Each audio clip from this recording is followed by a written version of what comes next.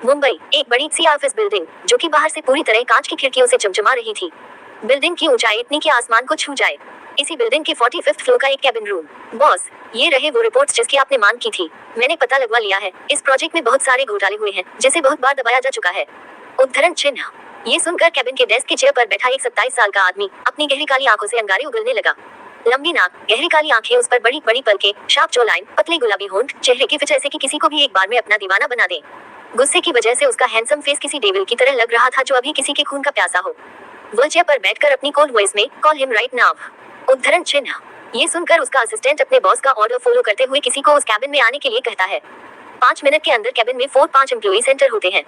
ये देखकर वह अपनी चेयर से उठता है। जैसे ही वह खड़ा होता है, उसके बॉडी की नसें कस जाती है। उसके फॉर्मल सूट से ही उसके बॉडी के 6 पैक एब्स अच्छे से नजर आ रहे होते हैं, पर इस वक्त उसकी खूबसूरत आंखें किसी को जलाकर राख कर देने की चाह में थे। वह अपने चेयर से उठकर उन एम्प्लॉइज की तरफ बढ़ता है। ये देखकर उन सभी का तो खून सूखने लगता है। वह एक नजर घूरकर उन्हें देखता है, फिर अपने असिस्टेंट से अपनी सर्द आवाज में कहता है, वंश, रिपोर्ट्स। उद्धरण चिन्ह। वंश एक फाइल अपने बॉस की तरफ बढ़ा देता है। जैसे ही वह फाइल उसके हाथ में आता है, एक एम्प्लॉय जिसका नाम साहिल जैन होता है, वह प्रोजेक्ट का मैनेजर भी था, वह अपनी कपकपाती आवाज में, बॉस आई कैन एक्सप्लेन। उद्धरण चिन्ह। तभी एक कड़क आवाज आती है, can I ask you for explanation. उद्धरण चिन्ह। साहिल सर झुकाकर खड़ा हो जाता है। उसके पीछे 4 और एम्प्लॉइज होते हैं जिन्होंने साहिल के साथ मिलकर घोटाले में उनका साथ दिया होता है। वे सभी समझ जाते हैं कि उन्हें क्यों बुलाया गया है। उन्होंने सोचा था कि अपने बॉस के नाक के नीचे घोटाला करके वे चुपचाप निकल जाएंगे और किसी को कुछ पता नहीं चलेगा, पर आज कैबिन रूम की कहानी कुछ और ही बयां कर रही थी। तुम सबको पता है न, मुझे गद्दारी पसंद नहीं है। उनके बॉस की एक सर्द मगर कंपा देने वाली आवाज आती है। वे सभी सिर झुकाकर खड़े हो जाते हैं और रिक्वेस्ट करते हुए कहते हैं, प्लीज बॉस, बस एक चांस और दे दीजिए, हम आपको अपनी गलती दोहराने का एक भी मौका नहीं देंगे। ये सुनकर उनका बॉस एक डेविल स्माइल देता है और कहता है, शुक्र मनाओ कि इतना बड़ा घोटाला करने के बाद भी तुम सब आदित्य मल्होत्रा के सामने जिंदा खड़े हो। सभी एम्प्लॉइज शांत होकर अपना सिर झुका लेते हैं, क्योंकि अगर वे बीच में बोले तो उन्हें अच्छे से पता था कि उनकी ऊपर की टिकट पक्की हो जाएगी। अभी उनके लिए कैबिन से जिंदा निकलना ज्यादा जरूरी था। उनका बॉस अपनी बात बरकरार रखते हुए कहता है, तुम सबकी पनिशमेंट ये है कि घोटाले के 100 करोड़ तुम सबको 2 महीने के अंदर भरने होंगे। And one more thing, you all are fired from your job. याद रहे, अगर तुम सब ये नहीं कर पाए तो क्या अंजाम होगा ये तुम अच्छी तरह जानते हो। उद्धरण चिन्ह। ये कहकर वह अपना रिवॉल्वर निकालकर उसे अच्छी तरह देखने लगा। ये देखकर वहां खड़े सभी एम्प्लॉइज की रूह कांप गई। उन्होंने सिर हिलाकर अपने बॉस के कंडीशन को एक्सेप्ट कर लिया, क्योंकि इसके अलावा उनके पास कोई ऑप्शन ही नहीं था। फिर एक कड़क आवाज में, now get out from here. उद्धरण चिन्ह। साहिल के साथ आए सभी एम्प्लॉइज चुपचाप वहां से निकल गए। अब आते हैं कहानी के हीरो के इंट्रोडक्शन पर। तो ये है मिस्टर आदित्य मल्होत्रा, दी इन्फिनिटी एम्पायर जैसी दुनिया की सबसे बड़ी कंपनियों में शुमार कंपनी के ओनर और बिजनेस की दुनिया का एक जाना माना नाम। या यूं समझ लें कि बिजनेस की दुनिया आदित्य मल्होत्रा के नाम से ही जानी जाती है। इतना हैंडसम फेस है कि कोई भी उस पर मर मिटे। खूबसूरत काली गहरी आंखें, उन पर बड़ी बड़ी पलकें, उन आंखों से हमेशा अंगारे ही बरसते थे। मुस्कुराना तो इन्होंने सालों से छोड़ दिया हो। लंबी नाक जो गुस्से से लाल रहा करती है, पतले गुलाबी होंठ जिन पर मुस्कान का कभी नामो निशान नहीं होता था, शार्प जॉलाइन और गोरा रंग, 6 पैक एब्स लिए हुए sexy body, height 6 feet, personality ऐसी कि कोई एक बार देखे तो बस दीवाना बन जाए। आदित्य ने 27 साल की उम्र में ही बिजनेस की दुनिया में इतना बड़ा नाम कमा लिया था, जिसका सपना बिजनेस की दुनिया में कदम रखने वाला हर एक इंसान देखा करता था। ऊपर के इंसिडेंट से आप सभी को पता चल चुका होगा कि आदित्य का नेचर कैसा है। जी हाँ, आदित्य अगर अपने चेहरे पर कोई एक्सप्रेशन शो करता था तो वह ज्यादातर गुस्से का ही होता था। इसके अलावा भी कोई एक्सप्रेशन होते हैं, आदित्य को शायद ही पता हो। मुस्कुराने जैसे शब्द तो शायद उसकी डिक्शनरी में ही नहीं थे। आदित्य की जिंदगी में किसी भी तरह के इमोशंस की कोई जगह नहीं थी। वह एक हार्टलेस, सक्सेसफुल और super hot and handsome businessman है। साहिल और बाकी एम्प्लॉइज के जाने के बाद आदित्य अपनी सर्द आवाज में कहता है, वंश, इन सभी पर नजर रखो। अगर कोई चालाकी करने की कोशिश करे तो उसे ऊपर जाने का रास्ता दिखा देना, क्योंकि आदित्य मल्होत्रा की डिक्शनरी में गद्दारी के लिए माफी जैसे शब्द नहीं है। उद्धरण चिन्ह। वंश अपने बॉस की बात में हाँ मिलाते हुए कैबिन से निकल जाता है। आदित्य वापस अपने डेस्क पर आकर लैपटॉप पर बैठकर काम करने लगता है। तभी एक लड़की जो लाइट ब्लू कलर की फॉर्मल शर्ट और पेंसिल स्कर्ट में होती है, आदित्य के कैबिन में एंटर होती है। ये लड़की है मिस साक्षी वर्मा, आदित्य की सेक्रेटरी। कैबिन में एंटर होने से पहले वह परमिशन लेने के टोन में कहती है, मे आई कम इन बॉस। उद्धरण चिन्ह। आदित्य लैपटॉप स्क्रीन पर देखते हुए अपनी कोल्ड टोन में जवाब देता है, कम इन। उद्धरण चिन्ह। साक्षी कैबिन में रखे एक दूसरे डेस्क पर अपनी लैपटॉप लेकर बैठ जाती है। आदित्य साक्षी की तरफ देखे बिना ही अपनी कोल्ड टोन में कहता है, साक्षी क्या अपडेट्स हैं। उद्धरण चिन्ह। साक्षी अपने लैपटॉप स्क्रीन पर देखते हुए, बॉस, मिस्टर लूथरा ने मीटिंग का प्रपोजल एक्सेप्ट कर लिया है। वो आज रात 8 बजे होटल ब्लूबर्ड के रूम नंबर 226 में आपको मिलेंगे। आदित्य थम। रात के 8 बजे होटल ब्लूबर्ड। रात की चांदनी में मुंबई का ये फेमस और खूबसूरत होटल चमचमा रहा था। इस होटल के एक हॉल में 6-7 लड़के और लड़कियां अपने में से किसी फ्रेंड के बर्थडे सेलिब्रेशन के लिए आए होते हैं। जैसे ही केक कटिंग का टाइम होता है, एक लड़की जो कि 21 साल की होती है और उसका नाम रोशनी मित्तल होता है, उसके फोन में उसके डैड का कॉल आता है। वह उनसे बात करने के बाद कॉल डिस्कनेक्ट कर देती है और अपने सभी दोस्तों की तरफ देखकर कहती है, आई एम सॉरी टू से गाइज, पर मुझे अभी जाना होगा, डैड ने अर्जेंटली मुझे बुलाया है। ये सुनकर उसकी बेस्ट फ्रेंड दीक्षा राठौर जो कि 21 साल की होती है जवाब देती है, पर रोशनी अभी केक कटिंग में बस 5 मिनट लगेंगे, फिर हम साथ में निकल जाएंगे। उद्धरण चिन्ह। रोशनी दीक्षा की बात को काटते हुए, नहीं दीक्षा, डैड ने मुझे अभी के अभी आने को कहा है। I think it's really important यार, नहीं तो डैड मुझे इस तरह कॉल नहीं करते हैं। उद्धरण चिन्ह। ये सुनकर दीक्षा हाँ में सिर हिला देती है और रोशनी वहाँ से निकल जाती है। केक कटिंग होने के बाद सभी दोस्त मिलकर पार्टी एंजॉय करते हैं। तभी दीक्षा को वॉशरूम जाना होता है, पर उसे पता नहीं होता कि वॉशरूम किधर है, इसलिए वह इधर उधर होकर वॉशरूम ढूंढने लगती है। Hotel Bluebird, room number 226। Aditya एक चेयर पर शांत से बैठा होता है। वंश उसके बगल में खड़ा होता है। आदित्य के पीछे उसके 3-4 बॉडीगार्ड्स भी होते हैं। आदित्य के सामने लूथरा इंडस्ट्रीज के सीईओ मिस्टर लूथरा और उनके 2 असिस्टेंट भी होते हैं। उनके पीछे भी उनके कुछ बॉडीगार्ड्स होते हैं। आदित्य अपनी कोल्ड टोन में, सो मिस्टर लूथरा, इस डील के बारे में आपका क्या ख्याल है? उद्धरण चिन्ह। ये सुनकर मिस्टर लूथरा अपने चेहरे पर एक शातिर मुस्कान लाते हैं और जवाब देते हैं, वेल मिस्टर मल्होत्रा, मैं आपके साथ ये डील डेफिनेटली करता, पर वो क्या है ना, मैंने ये डील ऑलरेडी कपूर्स के साथ साइन कर ली है, so I am sorry for such inconvenience. Kapoors का नाम सुनते ही आदित्य का खून खौलने लगता है, पर वह अपने आप को काबू करते हुए अपनी जलती आंखों से मिस्टर लूथरा की तरफ देखकर, मिस्टर लूथरा, लगता है आपको ऊपर जाने की बड़ी जल्दी है। फिर अपनी कड़क आवाज में, अगर डील पहले से साइन कर ली थी तो हमारे मीटिंग की प्रपोजल एक्सेप्ट करने की जरूरत क्यों पड़ी? उद्धरण चिन्ह। मिस्टर लूथरा अपने चेहरे पर शातिर मुस्कान बरकरार रखते हुए, रिलैक्स मिस्टर मल्होत्रा, इतना गुस्सा सेहत के लिए ठीक नहीं है। मैं तो बस आपके हारे हुए चेहरे का दीदार करना चाहता था, बस इसी चाहत में मैंने मीटिंग के लिए हाँ कर दी। उद्धरण चिन्ह। ये सुनकर आदित्य गुस्से से आग बबूला हो जाता है। वह मिस्टर लूथरा की तरफ अपनी गन पॉइंट करके अपनी सर्द आवाज में कहता है, आदित्य मल्होत्रा कभी किसी से नहीं हारता। उद्धरण चिन्ह। ये देखकर मिस्टर लूथरा के बॉडीगार्ड्स अपनी अपनी गन निकाल कर आदित्य की तरफ पॉइंट करते हैं। इससे पहले कि वे कुछ कर पाते, वंश उन सभी पर अपने रिवॉल्वर की सभी गोलियां उतार कर कुछ ही सेकंड्स में उन्हें ढेर कर देता है। मिस्टर लूथरा ने ये बिल्कुल भी एक्सपेक्ट नहीं किया था कि उनके आदमी इस तरह एक ही बार में खत्म हो जाएंगे। वह अपनी रिवॉल्वर निकालकर आदित्य की तरफ पॉइंट करते हैं। इससे पहले कि मिस्टर लूथरा कुछ कर पाते, आदित्य उनकी तरफ देखे बिना ही उन पर अपनी रिवॉल्वर का ट्रिगर दबा देता है। गोली उनके सीने में लगती है और वह वहीं ढेर हो जाता है। इस वक्त आदित्य का चेहरा किसी डेविल से कम नहीं लग रहा था। वह वंश की तरफ देखे बिना ही उससे कहता है, लाशों को ठिकाने लगा दो। उद्धरण चिन्ह। वंश उसका ऑर्डर फॉलो करते हुए अपने गार्ड से कुछ इशारा करता है। आदित्य दरवाजे की तरफ जाता है तो सामने देखकर उसकी आंखें छोटी हो जाती है। सामने एक लड़की खड़ी होकर अपनी डरी सहमी आंखों से रूम का नजारा देख रही होती है। ये लड़की और कोई नहीं, दीक्षा ही होती है। दरअसल थोड़ी देर पहले दीक्षा वॉशरूम ढूंढते ढूंढते इस एरिया में आ गई थी। गलती से वह रूम नंबर 226 के दरवाजे पर आ जाती है और सामने का नजारा देखकर तो वह जम सी जाती है। उसने देख लिया होता है कि आदित्य ने कैसे अपनी एक ही शूट में मिस्टर लूथरा को ढेर कर दिया। उसने अपनी जिंदगी में ऐसा सीन सिर्फ फिल्मों में ही देखा था। वह सामने देखकर ऊपर से लेकर नीचे तक कांप जाती है। उसकी धड़कन तब और ज्यादा बढ़ जाती है जब आदित्य को वह अपनी तरफ आते देखती है। वह डर के मारे दरवाजे की साइड हो जाती है। आदित्य अपनी डेविल जैसी आंखों से दीक्षा को देखकर एक वार्निंग लुक देता है और वहां से चला जाता है। इधर दीक्षा भी जैसे तैसे करके हॉल तक आ जाती है। अब तक रोशनी भी उसे पिक करने के लिए आ गई होती है। दीक्षा के चेहरे पर अभी भी 12 बजे होते हैं। रोशनी दीक्षा की ये हालत देखकर उससे पूछ बैठती है, दीक्षा क्या हुआ तुम्हें? अभी तो तुम पार्टी को लेकर बहुत एक्साइटेड थी, फिर अब क्या हुआ? दीक्षा ये सुनकर मन ही मन कहती है, मत पूछो रोशनी, मैंने आज जो देखा है शायद अपनी जिंदगी का सबसे खतरनाक नजारा था। वो आदमी कितना खतरनाक लग रहा था, मुझे ऐसे घूर रहा था जैसे अभी कच्चा चबा जाए। हे भगवान, प्लीज मैं दोबारा उसका चेहरा कभी न देखूं। उद्धरण चिन्ह। दीक्षा को यूं सोचता हुआ देख रोशनी उसके सामने अपने हाथ हिलाकर, हेलो, मैं तुमसे बात कर रही हूँ। उद्धरण चिन्ह। दीक्षा होश में आते हुए, नहीं, कुछ भी नहीं रोशनी, तुम ये बताओ कि हम मुंबई से वापस अपने घर कब जा रहे? उद्धरण चिन्ह। रोशनी, हम इसी सिलसिले में डैड ने मुझे बुलाया था। उन्होंने कहा कि उन्हें यहाँ कुछ दिन और लगेंगे, इसलिए हम दोनों कल ही जयपुर के लिए निकल जाएंगे। उद्धरण चिन्ह। ये सुनकर दीक्षा एक चैन की सांस लेती है। तो ये है हमारी कहानी की हीरोइन, मिस दीक्षा राठौर। आइए जानते हैं हम अपनी हीरोइन के बारे में। दीक्षा राठौर, उम्र 21 साल, काली गहरी आंखें और उस पर खूबसूरत घनी घनी पलकें, पतला चेहरा, गुलाबी पतले से खूबसूरत होंठ, लंबी नाक, गोरा रंग और कमर तक लंबे काले बाल, हाइट 5.6। वह इतनी खूबसूरत है कि जो भी उसे देखता एक बार पीछे मुड़कर जरूर देखता था। दीक्षा एक मासूम और क्यूट सी लड़की है, पर इस मासूम से चेहरे के पीछे एक नटखट और हमेशा बकबक करने वाली लड़की है। घर में सबसे छोटी होने के कारण वह सबकी लाडली है। इसी लाड प्यार की वजह से वह बहुत नटखट और शैतान भी है। वह अपनी फैमिली से बहुत ज्यादा प्यार करती है। उसकी जिंदगी में सिर्फ एक ही सपना है, इंडिया की टॉप फैशन डिजाइनर बनने का। मुंबई, मल्होत्रा हाउस, मुंबई के एक खूबसूरत एरिया में बना एक विला जो अपनी खूबसूरती के लिए शुमार है। इस विला की थीम व्हाइट है जो इसे किसी सफेद महल का लुक देता है। विला में एंटर करते ही एक खूबसूरत गार्डन आता है जिसमें अलग अलग तरह के फ्लावर्स और पौधों को डिफरेंट शेप दिया गया है। गार्डन के एक साइड में खूबसूरत फाउंटेन है जहाँ से गिरते हुए पानी की बूंदें मोती की तरह लग रही होती है। गार्डन में 3 टेबल भी बनाए गए हैं जिसकी थीम भी व्हाइट है। कुल मिलाकर यह घर किसी महल की तरह शानदार और खूबसूरत है।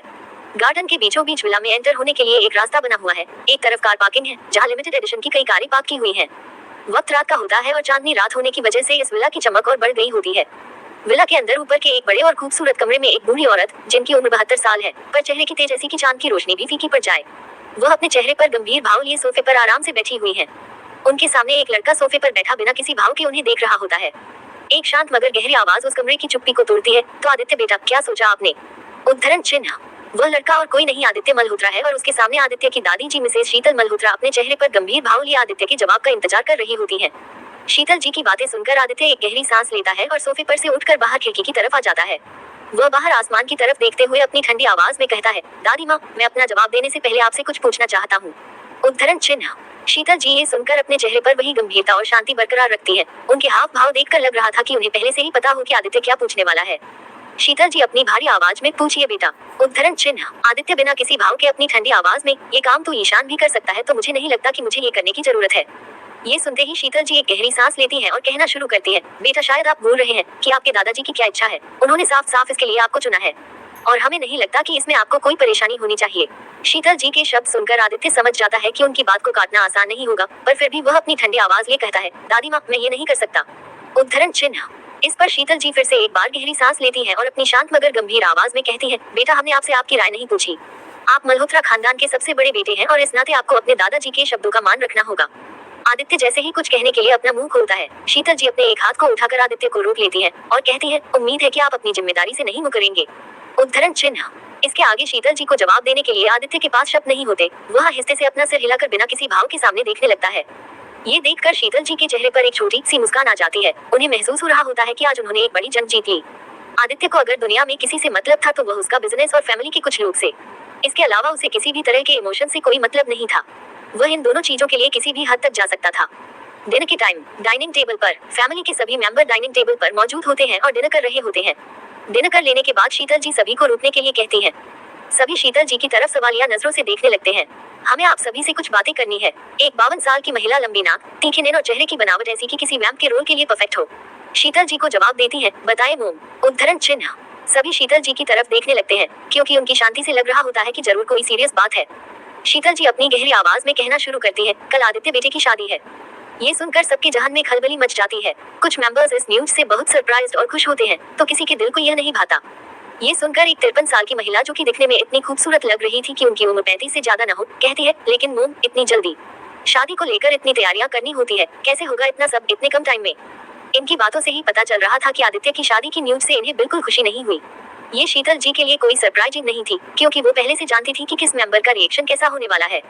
शीतल जी, तारिका, आप उसकी चिंता मत कीजिए, सारी तैयारियां पहले से हो चुकी है, आपको बस तैयार होकर अपने बेटे की शादी अटेंड करनी है। उद्धरण चिन्ह। ये सुनकर तारिका जी के मुंह में ताला लग जाता है, क्योंकि अब उनके पास कहने के लिए कुछ नहीं रह जाता। वह 52 साल की महिला, जिनका नाम मिसेस नताशा सहगल है, तारिका जी की तरफ देखने लगती है। दोनों की शक्ल देखकर पता चल रहा होता है कि ये इस न्यूज से बिल्कुल भी खुश नहीं है। वहीं डाइनिंग टेबल पर शीतल जी की तरफ बैठे एक लड़के और लड़की के चेहरे से ये सुनकर खुशी जाहिर नहीं रही थी। आदित्य की तरह ही गहरी काली आंखें, उन आंखों पर खूबसूरत पलकें, चेहरे की फीचर भी कमाल की हैं। आदित्य के स्ट्रिक्टली जिम की रूटीन फॉलो करवाने से उसकी नॉर्मल सी बॉडी एक 6 पैक एब्स वाली हॉट बॉडी में तब्दील हो गई है। गोरा रंग, हाइट 5.11 और ऐसा हैंडसम कि कोई भी पहली नजर में ही अपना दिल हार जाए। ये लड़का है आदित्य का सगा छोटा भाई ईशान मल्होत्रा। उम्र 23 साल है और यह एमबीए का स्टूडेंट है। एक क्यूट सा मासूम चेहरा, चेहरे पर पतले गुलाबी होंठ, प्यारी प्यारी सी आंखें, उन पर हमेशा मासूमियत झलकती है। बालों की लंबाई कमर से थोड़ा ऊपर तक, गोरा रंग, उम्र 17 साल है। ये है आदित्य और ईशान की सगी छोटी बहन नित्या मल्होत्रा, जो उनकी जान से भी ज्यादा प्यारी है। नित्या अभी 12 क्लास में होती है। अपने भाई आदित्य की शादी की खबर सुनकर ईशान और नित्या उछलने ही वाले होते हैं। ईशान नित्या की तरफ देखकर एक्साइटमेंट में, प्रिंसेस, फाइनली भाई की शादी होने वाली है। I am so excited. उद्धरण चिन्ह। नित्या अपनी प्यारी आवाज में, मी टू भाई। नताशा जी अपनी चिंता से भरी आवाज में, पर मोम, शादी होने के लिए ये भी पता होना चाहिए कि दुल्हन कौन है। शीतल जी नताशा जी की चिंता को खारिज करते हुए, नताशा, आप उसकी चिंता मत कीजिए, हमने आदित्य के लिए उनकी पत्नी चुन ली है, जो कि आपको शादी के दिन ही पता चल जाएगा कि वो कौन है। उद्धरण चिन्ह। ये सुनकर नताशा जी चुप रह जाती है, क्योंकि शीतल जी की बातें काटना आसान काम नहीं था। शीतल जी, तो आप सब कल तैयार रहिएगा, हम कल आदित्य बेटे की शादी के लिए जयपुर जा रहे हैं। सभी ने हाँ में सिर हिलाया। हाँ, किसी ने मन से हामी भरी और किसी ने बेमन से। रात को डिनर के बाद नित्या और ईशान हॉल में सोफे पर बैठकर अपने भाई की शादी को लेकर डिस्कशंस कर रहे होते हैं। तभी मेन दरवाजे से एक लड़का एंटर होता है। हल्की भूरी आंखें, गोरा रंग, हैंडसम फेस, हॉट बॉडी और क्या कमाल की पर्सनालिटी है इसकी। अपने हाथों में सूटकेस लेकर घर के अंदर चला आता है। उसे देखकर नित्या और ईशान का चेहरा खिल उठता है। वह भागे भागे उसकी तरफ जाते हैं। ईशान उस लड़के से गले मिलते हुए, Mohit bro, what a pleasant surprise. पर तुम भागे भागे कैसे चले आए? न कोई कॉल, न कोई मैसेज। उद्धरण चिन्ह। वह लड़का जिसका नाम मोहित है कहता है, कैसे नहीं आता भाई, अपने आदित्य भाई की शादी जो होने वाली है। मुझे जैसे ही उनकी शादी की न्यूज मिली, मैं सब कुछ छोड़ छाड़ कर बस दौड़ा चला आया। ये लड़का है मोहित सहगल, नताशा जी और नितिन जी का बेटा। नताशा जी आदित्य की बुआ है, जो कि ज्यादातर मल्होत्रा हाउस में ही रहती है। नितिन जी अपने जॉब की वजह से कनाडा में रहते हैं। मोहित अपने मॉम डैड के साथ टाइम डिवाइड करके रहा करता था। अपने कुछ वेकेशंस में अपने डैड के पास रहता था और कुछ में अपनी मॉम के साथ। मोहित भी 23 साल का है। वह अमेरिका में होटल मैनेजमेंट की पढ़ाई करता है। उसका ड्रीम है कि वह एक सक्सेसफुल शेफ बने। मोहित की नजर अपनी प्यारी बहन नित्या पर जाती है। वह उसके पास जाकर थोड़ा झुक जाता है और कहता है, तो कैसा है मेरा निकू बेबी। ये सुनकर नित्या मुंह फुलाकर कहती है, आपकी निकू बेबी आपसे नाराज है। ये सुनकर मोहित प्यार से उसे गले लगा लेता है और उसे पुचकारते हुए कहता है, क्यों भला, इस बिग ब्रदर से अब क्या गलती हो गई। उद्धरण चिन्ह। नित्या अपनी प्यारी आवाज में, आपने मुझे इग्नोर करके पहले ईशान भाई को हक किया, इसीलिए मैं आपसे नाराज हूँ। उद्धरण चिन्ह। मोहित, अच्छा तो ये बात है। अब मुझे अपनी प्रिंसेस को अपने तरीके से मनाना होगा। ये कहकर वह नित्या को अपनी गोद में उठा लेता है और उसे गुदगुदी करते हुए उसे हक कर लेता है। मोहित के ऐसा करने पर नित्या खिलखिलाकर हंस पड़ती है। थोड़ी देर में मोहित उसे नीचे उतार देता है। नित्या मोहित के पास जाकर उसे हक कर लेती है। नित्या मोहित से गले लगे हुए ही अपनी स्वीट वॉइस में, मोहित भाई, आपको पता है मैंने आपको कितना मिस किया। आज मोहित बहुत दिनों बाद इंडिया आया था। नित्या अपने तीनों भाइयों से बहुत प्यार करती है और तीनों की लाडली भी होती है। मोहित नित्या को हक करके, मैंने भी आपको बहुत मिस किया प्रिंसेस। उद्धरण चिन्ह। मोहित नित्या को खुद से अलग करके, ईशान ब्रो, प्रिंसेस अब जब मैं आ गया हूँ तो भाई की शादी में हम धमाल मचा देंगे। ईशान एक्साइटेड होकर, बिल्कुल ब्रो। उद्धरण चिन्ह। मोहित, पर कोई ये तो बताओ कि हमारी होने वाली भाभी कौन है। नित्या एक कंफ्यूज लुक देकर, यही तो नहीं पता भाई। मोहित, मतलब आदित्य भाई किसी लड़की से ही शादी कर रहे हैं ना, या कहीं अपने बिजनेस से ही तो शादी नहीं कर रहे। मोहित ने इतना कहा ही होता है कि ईशान खिलखिलाकर हंस पड़ता है। ईशान हंसते हुए, डोंट वरी भाई, भाभी दादी माँ ने सिलेक्ट की है तो आई एम श्योर कि वो कोई लड़की ही होगी। जयपुर राठौर हाउस, एक मीडियम साइज का घर जो न तो बहुत बड़ा है और न ही बहुत छोटा। ये है दीक्षा का घर। राठौर फैमिली में 5 मेंबर्स हैं। दीक्षा के पापा मिस्टर दीपक राठौर, दीक्षा की मम्मी मिसेस कीर्ति राठौर, दीक्षा की प्यारी दादी मिसेस शांति राठौर और दीक्षा की प्यारी दी कृतिका राठौर। दीक्षा और कृतिका का कमरा। कृतिका बेड पर लेटी अपनी प्यारी दीक्षा के क्यूट चेहरे की तरफ देखकर, दीक्षा तुम रेस्ट करो, मैं थोड़ी देर में आती हूँ। उद्धरण चिन्ह। कृतिका जैसे ही जाने को हुई, दीक्षा ने उसका हाथ पकड़ उसे रोक लिया। वह जिद करते हुए बोली, नहीं दी, मुझे आपके बगैर नींद नहीं आती, मुझे आपकी गोद में सोना है। कृतिका बेड पर बैठ जाती है और दीक्षा एक पिलो लेकर उसकी गोद में सिर रखकर लेट जाती है। कृतिका दीक्षा के सिर पर प्यार से हाथ फेरते हुए, पता नहीं मेरा ये छोटा बच्चा कब बड़ा होगा। ये सुनकर दीक्षा मुस्कुराते हुए, छोटा बच्चा भी बोलती हो और बड़े होने के लिए भी कहती हो। उद्धरण चिन्ह। ये सुनकर कृतिका अपने चेहरे पर मुस्कान लेकर, सच तो ये है दीक्षा कि मैं कभी नहीं चाहती कि मेरी ये प्रिंसेस कभी बड़ी हो, पर क्या करे, मेरे चाहने न चाहने से ऐसा हो सकता है क्या। ये सुनकर दीक्षा अपनी दी का हाथ लेकर उन्हें चूम लेती है और कृतिका के चेहरे की तरफ देखकर, दी आप मेरी बेस्ट हो, मैं आपसे दूर जाने के बारे में सोच भी नहीं सकती। ये सुनकर कृतिका अपनी प्यारी दीक्षा को हक कर लेती है। कृतिका दीक्षा के सिर में हाथ फेरते हुए, अच्छा अब ये बताओ कि मुंबई की ट्रिप कैसी रही। उद्धरण चिन्ह। ये सुनकर तो जैसे दीक्षा जम सी गई। उसे फिर वही इंसिडेंट याद आने लगा जिसे उसने होटल ब्लूबर्ड के एक रूम में देखा था जब वह वॉशरूम ढूंढ रही होती है। दीक्षा मन ही मन कहती है, ये आपने क्या पूछ लिया दी, बड़ी मुश्किल से तो मैं उस हादसे के बारे में बुलाने की कोशिश कर रही थी। उद्धरण चिन्ह। दीक्षा को चुप देखकर कृतिका पूछ बैठती है, क्या हुआ दीक्षा, तुम कहाँ खो गई। उद्धरण चिन्ह। दीक्षा, नहीं कुछ भी तो नहीं दी, अच्छी रही हमारी ट्रिप। उद्धरण चिन्ह। फिर दोनों यूं ही बातें करने लगे। दीक्षा की दी कृतिका राठौर, उम्र 25 साल, हाइट 5.7, दीक्षा की तरह ही काली गहरी आंखें, उस पर खूबसूरत घनी पलकें, पतला चेहरा, उस पर गुलाबी पतले खूबसूरत होंठ, गोरा रंग और लंबे रेशम से काले बाल। दीक्षा की तरह ही उसकी दी भी बहुत खूबसूरत है। कृतिका जयपुर में ही एक कंपनी में जॉब करती है। दिन के वक्त कृतिका एक बाउल में चम्मच डालकर दीक्षा के पीछे पीछे आ रही होती है। कृतिका, दीक्षा, मैंने कहा रुको। उद्धरण चिन्ह। दीक्षा जिद करते हुए, नहीं दी प्लीज, मुझे आपका ये हेल्दी डिश टेस्ट नहीं करना है। उद्धरण चिन्ह। डाइनिंग टेबल पर शांति जी, कीर्ति जी और दीपक जी ऑलरेडी बैठे हुए होते हैं। वे दोनों को एक दूसरे के पीछे भागते देखकर पूछ बैठते हैं, क्या हुआ बेटा, तुम दीक्षा के पीछे क्यों पड़ी हो। दीक्षा कीर्ति जी की तरफ देखते हुए, मम्मा देखिए ना, दी अपना हेल्दी डिश मुझे खिलाने में तुली हुई है। उद्धरण चिन्ह। दीक्षा की बात सुनकर कीर्ति जी के फेस पर एक स्माइल आ जाती है, क्योंकि दीक्षा किसी छोटे बच्चे की तरह अपनी दी की शिकायत कर रही थी। कीर्ति जी मुस्कुराते हुए, तो बेटा इसमें प्रॉब्लम क्या है, तुम्हारी दी तुम्हारे अच्छे हेल्थ के लिए ही तो बोल रही है। उद्धरण चिन्ह। ये सुनकर दीक्षा का मुंह लटक जाता है। वह किसी नाराज छोटे बच्चे की तरह हाथ फोल्ड करके खड़ी हो जाती है। कृतिका उसके पास आकर एक चम्मच निवाला उसके मुंह की तरफ बढ़ाती है। दीक्षा बेमन से वह खाती है, पर उसका टेस्ट उतना बुरा नहीं होता जितना कि उसने सोचा होता है। इसलिए वह जैसे जैसे कृतिका उसे खिलाती गई, वह खाती गई। दोनों बहनों को इस तरह देखकर दीपक जी, कीर्ति जी और शांति जी के फेस पर स्माइल आ जाती है। वे तीनों भगवान से प्रार्थना करते हैं कि दोनों बहनों की जोड़ी हमेशा सलामत रखे। मुंबई ट्रिप को 1 हफ्ते से अधिक हो चुके होते हैं, पर इस बीच दीक्षा की रोशनी से बात नहीं हुई थी। जब उसने अपना फोन देखा तो रोशनी का मैसेज आया हुआ था। मैसेज कुछ इस तरह था, दीक्षा कल मेरी शादी है। ये लिखकर रोशनी ने वेडिंग इनविटेशन कार्ड दीक्षा को मैसेज किया था जिसमें वेडिंग वेन्यू मेंशन किया हुआ था। यह मैसेज पढ़कर दीक्षा शॉक हो गई कि यूं अचानक से रोशनी शादी क्यों कर रही है। उसने उसे कॉल करने का भी ट्राई किया पर रोशनी का कॉल ही नहीं लग रहा था। दीक्षा ने अपने घर में रोशनी की शादी के बारे में सबको बताया। अगली सुबह मल्होत्रा हाउस। मल्होत्रा फैमिली जयपुर जाने के लिए कार में बैठकर एयरपोर्ट के लिए निकल चुके होते हैं। वहां पहुंचकर सभी मेंबर्स अपने प्राइवेट जेट में बैठकर जयपुर के लिए निकल जाते हैं। कुछ ही घंटों में वे जयपुर पर लैंड हो जाते हैं। वहां पहले से ही लिमिटेड एडिशन की कई कारों की लाइन लगी होती है और बहुत सारे बॉडीगार्ड्स भी खड़े होते हैं। सभी अपने अपने कार में बैठकर होटल के लिए निकल जाते हैं। होटल का एक कमरा, वहां नित्या, ईशान और मोहित गप्पे हाँक रहे होते हैं। तभी एक लड़का और लड़की उस रूम में एंटर होते हैं। लड़की एक पर्पल कलर के लहंगे में बेहद खूबसूरत लग रही होती है और लड़का ट्रेडिशनल वे में बहुत डैशिंग लग रहा होता है। मोहित खुश होकर Vihaan bro what a pleasant surprise. Mohit Vihaan के गले लग जाता है। नित्या उस लड़की की तरफ देखकर खुश हो जाती है और उससे गले मिलते हुए ईशा दी। उद्धरण चिन्ह। ईशान सरप्राइज्ड होकर विहान भाई, ईशा दी आप दोनों यहाँ। विहान हाँ छोटे, अपने यार की शादी है आज तो कैसे नहीं आते। उद्धरण चिन्ह। मोहित भाई मैं तो बहुत खुश हुआ, आपके आने से आज यहाँ की रौनक कई गुना बढ़ गई। ईशा झूठ मूठ का मुंह बनाते हुए हमें तो किसी ने पूछा ही नहीं। उद्धरण चिन्ह।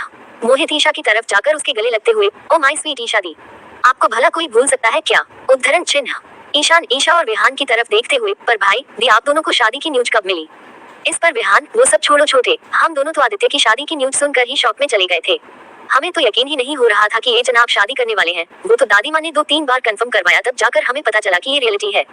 फिर विहान ईशान, मोहित और नित्या की तरफ देखकर अच्छा कोई ये तो बताओ कि कौन है वो लड़की जिसने हमारे हार्टलेस हैंडसम के दिल में प्यार की घंटियां बजाई। कौन है हमारी भाभी जी। ये सुनकर ईशान वही तो नहीं पता भाई, आज मंडप में ही पता चलेगा कि हमारी होने वाली भाभी कौन है। इस पर विहान यार मैं तो बस इसी बात से खुश हूँ कि आज हमारे यार की फाइनली शादी हो रही है। फाइनली हमारे हैंडसम की जिंदगी में कोई आने वाला है। आई होप कि इसके बाद आदित्य की लाइफ में वो खुशियाँ वापस आ जाएं। लेकिन हमारे दुल्हे राजा हैं कहाँ। इस पर ईशान और मोहित को याद आता है कि आदित्य को रेडी करवाने की जिम्मेदारी दादी माँ ने उन्हें सौंपी थी। वे दोनों भागते हुए आदित्य के कमरे की तरफ जाने लगते हैं, ये देखने के लिए कि वो अब तक रेडी हुआ या नहीं, क्योंकि अगर उन्होंने ये काम ठीक से नहीं किया तो दादी माँ का वज्र उन पर गिर सकता था। नित्या, ईशा और विहान भी उनके पीछे पीछे जाने लगे। तो ये लड़का है विहान खुराना, उम्र 27 साल और दिखने में हैंडसम है। ये लड़की है ईशा मेहता, उम्र 26 साल और बेहद खूबसूरत है। विहान और ईशा आदित्य के बहुत अच्छे दोस्त हैं। ये कॉलेज के टाइम से ही साथ हैं। विहान खुराना इंडस्ट्रीज का सीईओ है और ईशा मेहता फैमिली के गोल्ड और डायमंड ज्वेलरीज की ब्रांड ब्लू डायमंड्स की सीईओ है। आदित्य के रूम में जैसे ही पांचों उसके कमरे में पहुंचते हैं, सामने ग्लास विंडो की तरफ देखकर उन पांचों की आंखें खुली की खुली रह जाती है। पांचों सामने देखकर ठंडी आहें भरने लगते हैं, क्योंकि आदित्य लग ही इतना हैंडसम और डैशिंग रहा होता है। ऑफ व्हाइट कलर की शेरवानी और उस पर ग्रीन कलर की कुंदन का बड़ा सा हार, सिर पे शेरवानी से मैच करता हुआ सेहरा। इस लुक में उसका ऑरा किसी शाही राजकुमार की तरह लग रहा था। आदित्य फोन पर किसी से बात कर रहा था। ईशा और विहान समझ गए कि वो किसी बिजनेस कॉल पर ही होगा। उसे देखकर विहान ईशा की तरफ देखता है और कहता है ये नहीं सुधरेगा। पर आज उसके इस लुक पर से कोई चाहकर भी नजरें नहीं हटा पा रहा था। आदित्य 20 मिनट के बाद कॉल डिस्कनेक्ट कर देता है और सामने देखता है तो सब बुत बनकर उसे ही देख रहे होते हैं।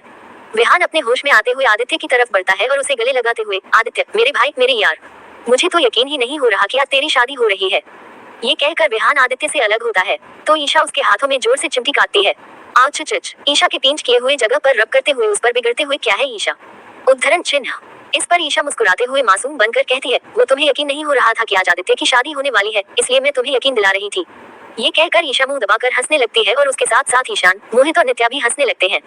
विहान घूरकर ईशा को देखने लगता है। ईशा उसे इग्नोर करते हुए आदित्य के पास जाती है और उसके गले लगते हुए मैनी मैनी कांग्रेचुलेशंस आदित्य। उद्धरण चिन्ह।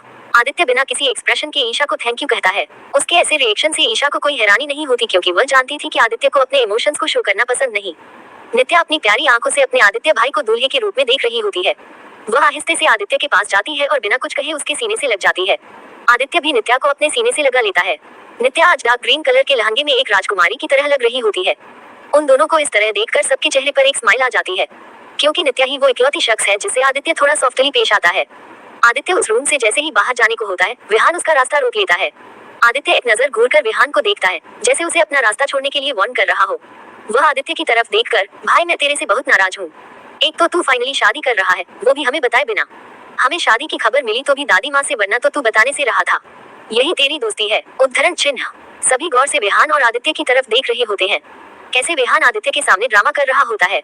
आदित्य उसकी बातों को पूरी तरह इग्नोर करते हुए एक नजर घूरकर विहान को ऐसे देखता है जैसे उसने कोई गलत बात कह दी हो। आदित्य विहान की सभी शिकायतों को खारिज करते हुए बिना किसी भाव के कहता है हो गया तेरा, तुझे मिल गई न शादी की न्यूज, अब खुश रह। उद्धरण चिन्ह। ये कहकर वह उसे इग्नोर करते हुए बाहर जाने को होता है तो विहान अरे भाभी जी का नाम तो बताता जा, पर तब तक वह बाहर जा चुका होता है। विहान अपना सिर पीटते हुए पता नहीं क्या होगा भाभी जी का। ये सुनकर सभी विहान को देखकर हंसने लगते हैं। फिर सभी कार में बैठकर दूसरे होटल के लिए निकल जाते हैं जहां आदित्य की शादी होने वाली होती है। जयपुर का एक आलीशान होटल। इस होटल को आज किसी दुल्हन की तरह सजाया गया था और इतनी शानदार सजावट हो भी क्यों न, क्योंकि आज जयपुर के सबसे बड़े बिजनेसमैन मिस्टर मिहिर मित्तल की इकलौती बेटी रोशनी मित्तल की शादी जो हो रही थी। अपनी बेटी की शादी की खुशी में मिस्टर मित्तल ने आज पूरे होटल को बुक कर लिया था। मिस्टर मित्तल और उनकी वाइफ मिसेज शोभा मित्तल के चेहरे की रौनक आज बयां कर रही थी कि वो दोनों कितने ज्यादा खुश हैं। उनकी खुशी की वजह ये भी थी कि उनकी बेटी रोशनी की शादी दुनिया के टॉप बिजनेसमैन में शुमार मिस्टर आदित्य मल्होत्रा के साथ होने जा रही थी।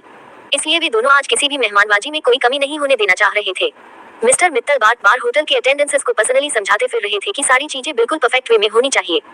होटल के एंट्री गेट पर एक 55 साल के आदमी और एक 50 साल की औरत गेट पर से ही होटल की खूबसूरती को निहारने लगे। उनके साथ एक लड़की थी जो 21 साल की होती है। ये हैं दीक्षा और उसके मम्मी पापा कीर्ति जी और दीपक जी, जो आज अपनी बेस्ट फ्रेंड की शादी में शामिल होने अपने मम्मी पापा के साथ आई है। दीपक जी होटल की भव्यता और खूबसूरती को निहारते हुए, क्या खूबसूरती है इस होटल की और इसकी सजावट के तो भाई क्या कहने। दीक्षा अपने पापा की हाँ में हाँ मिलाते हुए, रोशनी के वेडिंग इनविटेशन कार्ड से पता चला था कि उसकी शादी किसी बहुत बड़े होटल में होने वाली है, पर ये होटल तो मेरी इमेजिनेशन से भी ज्यादा खूबसूरत है। उद्धरण चिन्ह। दीक्षा आज लाइट और मेजेंटा पिंक कलर के लहंगे के कॉम्बिनेशन में कहा जा रही थी। आज जो भी उसे देख रहा था बस अपनी पलकें झपकाना ही भूल जा रहा था। दीक्षा इतनी खूबसूरत लगी भी क्यों न, क्योंकि आज उसकी बेस्ट फ्रेंड रोशनी की शादी जो हो रही थी। इस तरह होटल की खूबसूरती और सजावट को निहारते हुए वे तीनों अंदर आए। मिहिर जी और शोभा जी ने राठौर फैमिली की आप भगत की। वे बातें करने में लगे हुए थे कि तभी किसी ने आकर इन्फॉर्म किया कि बारात पहुंच गई है। ये सुनकर मिहिर जी और शोभा जी दूल्हे और उसकी फैमिली के स्वागत के लिए होटल के एंट्रेंस की तरफ जाने लगे। उनके पीछे दीपक जी और कीर्ति जी भी चले गए। रोशनी का होने वाला हस्बैंड यानी आदित्य मल्होत्रा और उसकी फैमिली मुंबई में रहती है। वे आज सुबह ही जयपुर आए थे और एक दूसरे होटल में रुके हुए थे। मिस्टर और मिसेस मित्तल ने आगे जाकर दूल्हे और उसकी पूरी फैमिली का स्वागत किया। आदित्य मल्होत्रा आज ऑफ व्हाइट कलर की शेरवानी में था और गले में ग्रीन कलर का कुंदन का हार उसके लुक को रॉयल टच देने के लिए काफी था। आज दूल्हे पर से किसी की नजरें ही नहीं हट रही थी। आदित्य जो कि इस लुक में बेहद हैंडसम और डैशिंग लग रहा था, पर उसके चेहरे पर कोई भाव ही नहीं थे। उसे देखकर लग रहा था कि वह अपनी शादी में नहीं बल्कि किसी बिजनेस मीटिंग अटेंड करने के लिए आया हो। आदित्य के पीछे उसकी छोटी बहन नित्या, उसका भाई ईशान और मोहित खड़े हुए थे। आदित्य के दोनों भाई उसकी तरह ही बहुत हैंडसम लग रहे होते हैं। आज डार्क ग्रीन कलर के लहंगे में नित्या किसी परी की तरह खूबसूरत लग रही थी। उसके प्यारे से चेहरे पर से मुस्कान तो हट ही नहीं रही थी। उसके चेहरे की चमक से ही यह अंदाजा लगाया जा सकता था कि वह अपनी भाई की शादी से कितनी ज्यादा खुश है।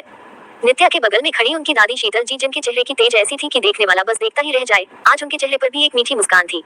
वो मन ही मन यही सोच रही थी कि आज फाइनली उनका पोता शादी करने जा रहा है। पीछे में मल्होत्रा फैमिली के बाकी मेंबर्स भी थे, पर बाकी किसी के चेहरे में इस शादी को लेकर किसी तरह का एक्साइटमेंट, किसी तरह की खुशी नहीं झलक रही थी। उनके स्वागत के बाद वे होटल के अंदर आए। शीतल जी के कहने पर आदित्य मंडप में बैठ गया। पंडित जी के कहने पर मिहिर जी और शोभा जी दीक्षा को रोशनी को लाने के लिए भेजते हैं।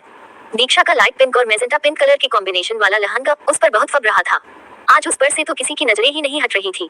जब वह दुल्हन को लेने के लिए उसके कमरे की तरफ जाने लगी तो सबकी निगाहें दीक्षा की तरफ मुड़ गई। होटल का एक कमरा, दीक्षा एक कमरे में आ जाती है जो कि रोशनी का कमरा होता है। वह तो कब से रोशनी से मिलना चाहती थी, अब जाकर उसे यह मौका मिला, पर वहाँ उसे रोशनी नहीं दिखती तो वह कमरे में ही इधर उधर उसे आवाज लगाने लगती है। उसे बैग की तरफ देखकर थोड़ी हैरानी होती है क्योंकि शादी का जोड़ा तो बिल्कुल वैसा का वैसा रखा पड़ा है।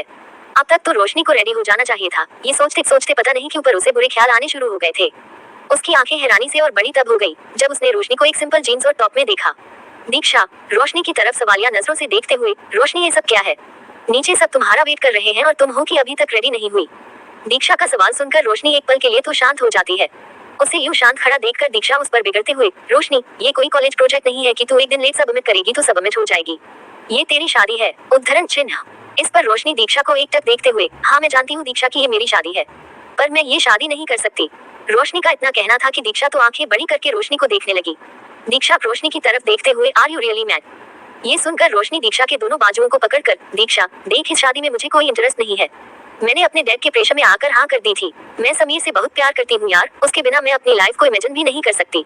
उद्धरण चिन्ह। दीक्षा तो बुक बनकर रोशनी की बातें सुने जा रही थी। उसे तो बस यही मन कर रहा था कि वह रोशनी के कान के नीचे 2 थप्पड़ लगाए। रोशनी दीक्षा की तरफ एकटक देखकर उससे वो बात कह जाती है जिसकी शायद दीक्षा को उम्मीद नहीं होती। रोशनी दीक्षा, आज तुझे हमारी दोस्ती के खातिर मंडप पर मेरी जगह बैठना होगा।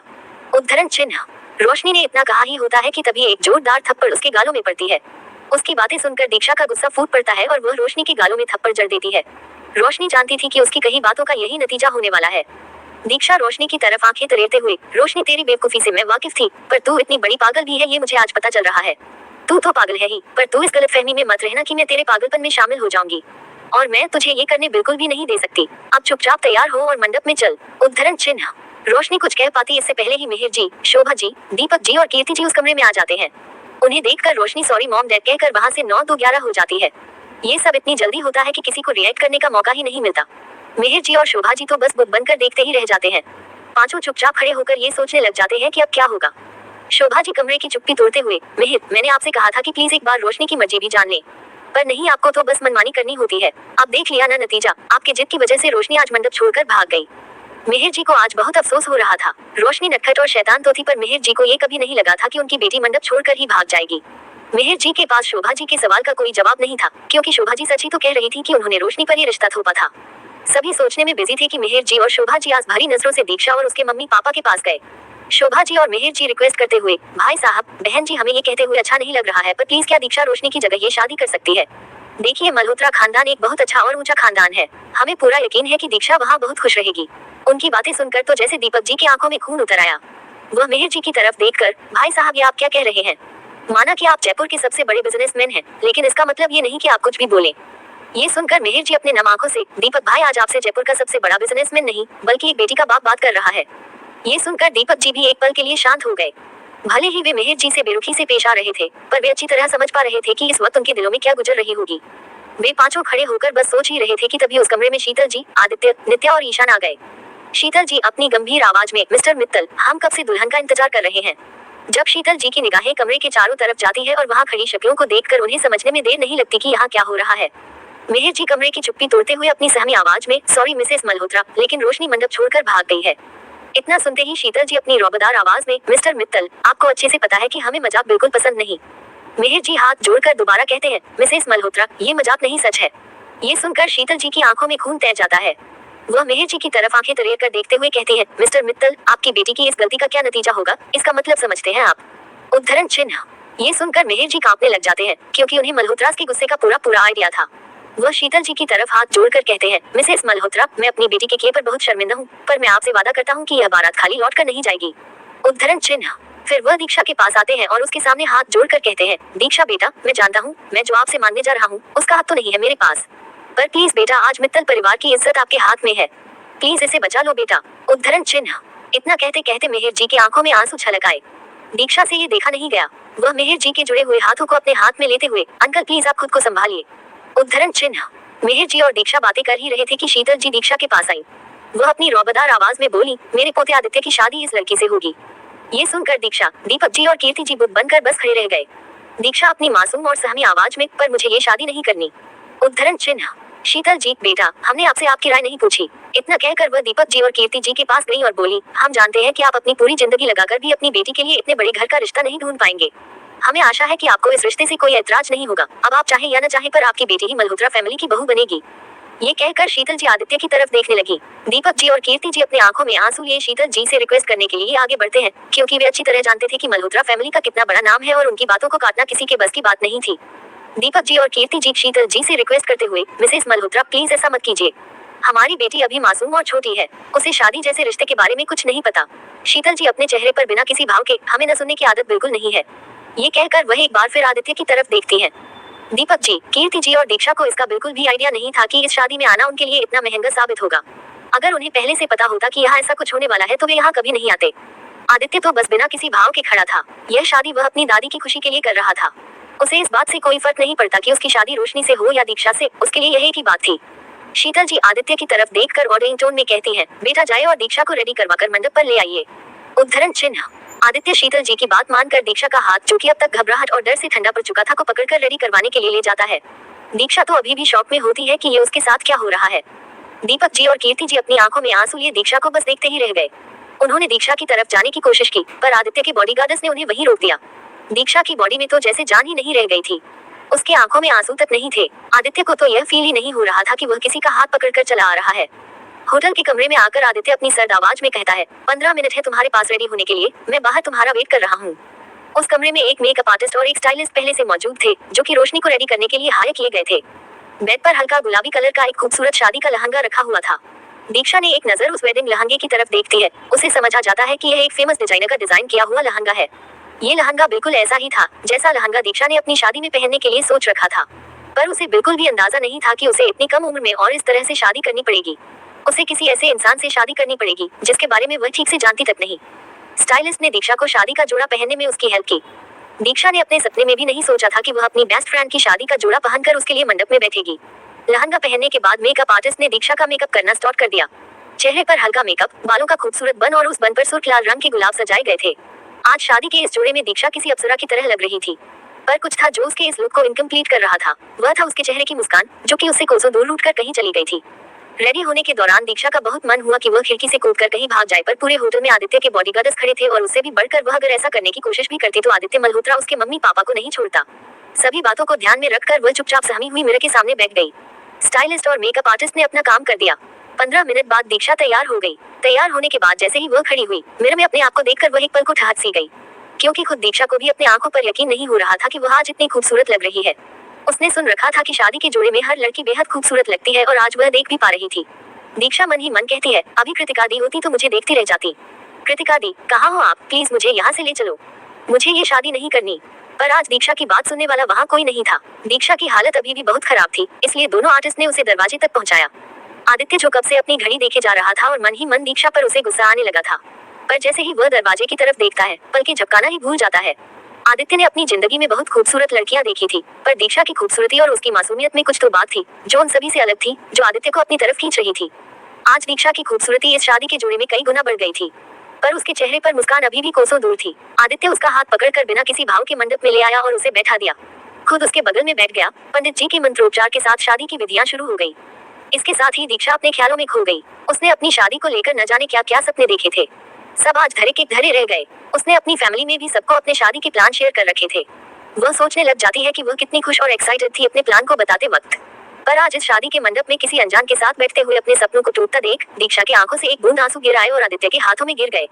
आदित्य ने बिना किसी भाव के एक नजर दीक्षा की तरफ देखा, फिर सामने अपनी कुन की तरफ देखने लगा। 7 फेरे लेते समय भी दीक्षा ये सोचने लगी कि कितनी अजीब बात है, जिस इंसान से आज मेरी शादी हो रही है, मैंने उसका चेहरा तक नहीं देखा है। मैं तो उसके बारे में कुछ भी नहीं जानती सिवाय उसके नाम के। 7 फेरे के बाद आदित्य ने सिंदूर की डिब्बी लेकर दीक्षा की मांग भर दी और मंगलसूत्र पहना दिया। मांग भरते वक्त दीक्षा की आंखें अपने आप बंद हो गई, क्योंकि वह इसके साथ ही मिस दीक्षा से मिसेस दीक्षा बनने वाली थी। उसने अपने इस मोमेंट के लिए कितने सपने देखे थे, पर यह उसके प्लान के अकॉर्डिंग नहीं होने से उसकी आंखों में फिर से आंसू आ गए। पंडित जी ने आशीर्वाद देते हुए कहा, विवाह संपन्न हुआ, आज से आप दोनों पति पत्नी हैं।